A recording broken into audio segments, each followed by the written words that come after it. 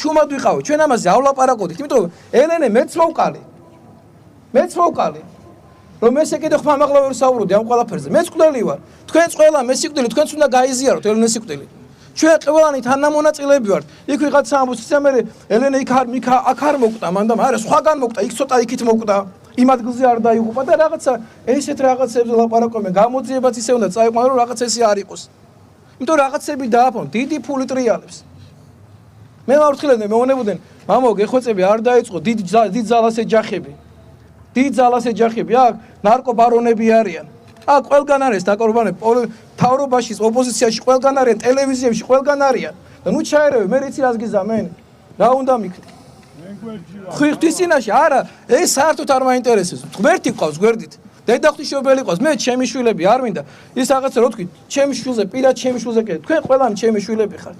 მე ესე მესმის ეს ცხოვრება. ესე გვესმის, ჩვენ ყველანი ერთი ვართ.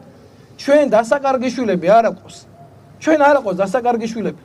დღეს ამდენი კარგი, უფრო მეტი უნდა ვიდგეთ. აქ ის დედები უნდა იყვნენ, ვის შვილებიც იქ შედიან და ეღუპება შვილები. მე ჩვენთან მოდიან და მეუბნე, მამო, დამეხმარე, მამო, ჩემი შვილს სტრესი აქვს, ფსიქოლოგიური სახედა ვერ გამოდის, ამ